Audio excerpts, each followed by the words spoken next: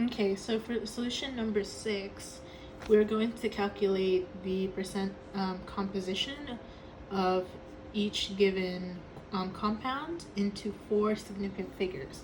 So this is probably going to take up a lot of paper because there's going to be a lot of calculation. So I'm going to start with the molar mass of ammonia, which is NH3. And we know that its molar mass is 1704 grams over moles. Okay, so in order for us to find the percentage of nitrogen in ammonia, yes, it's ammonia, we would need the mass of N over the molar mass of NH3. And this is going to be multiplied by 100%. And once we plug it all in, so that's 1 times 1401 grams over moles over 17.04 grams over moles. That actually gives you, times 100. Don't forget that. It equals 82.2%. Okay? So we block that out a bit. So now we're going to look at the amount of H percentage in NH3. Like before, we need the mass of H over the molar mass of NH3. And of course multiply by 100. So let's plug it in. So that's 3 times 1.008 grams over moles, 1704 grams over moles, times 100, and we get 17.7%. So that's for A. So let's move on to part B. So part B, we are trying to find the molar mass of Na2S2O3. Okay?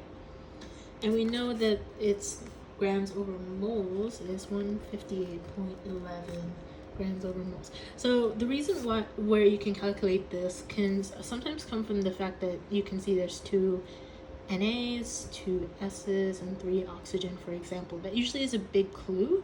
Like if you come up here, it says you see that there are 3 hydrogens and 1 nitrogen. So by default, if you wanted to ballpark, how much nitrogen, you would automatically assume that it's actually much more bigger than what you see here, which is just common sense. If you have more hydrogen, you'd think it'd be a little bit more than the hydrogen. So more nitrogen, less hydrogen. Oh wait, no, more hydrogen, less, wait. Okay, these calculations are correct. Anyway, all right. So here we're gonna do the percentage of Na. So now, since there tends to be 2, okay, so like here there was 3, now there's 2.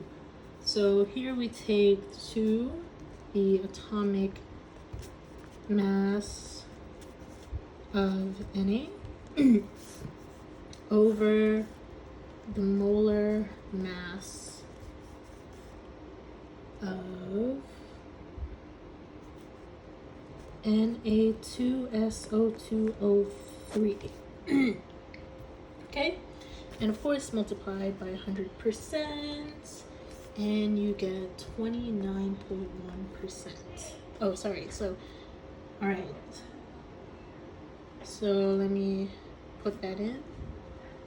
So that would be 23.00 grams over moles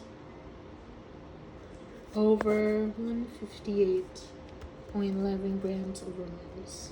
Okay, messy, that's okay. Which will equal 29.1%. So now we're gonna look at how much sodium there is. Since there's only 1, we can Oh, sorry, there's only 2. I'm gonna go ahead and just, you know the drill. 2, since we already know that you put the atomic mass of one part of the compound over the molar mass of the entire compound. So let's see, over 158.11 grams over moles. Having the units there is very, very important, because if you look back on where you need to be, you are at a higher chance of knowing where you picked up from. Also, it just helps because, you know, the more you show work, the more that you can learn from it and refer back to. And it also gives you more points, okay? So like I said, it took up a lot of the paper and we're still not done yet. Luckily, there's more paper. So now we're gonna do the percentage of oxygen, okay? So since there are 3 oxygens, you know, we can put the formula here. So it should really be 3 over 16.00 grams over moles over 158.11 grams over moles times 100 equals 30.4%. And finally, we have C. So this is part C. We know that the molar mass of Ca3PO4. So these brackets are important because, you know, it's usually the way that, you know, like here, if we multiplied it, there'd be 2 pi's, there would be 8. It's a bit tricky when you have to write down, especially the chemical formula and name. But that is something that is covered, I think, in a previous chapter, and that's fine. So we know that this is 310.2 grams over moles. So here we have the percentage of Ca2+,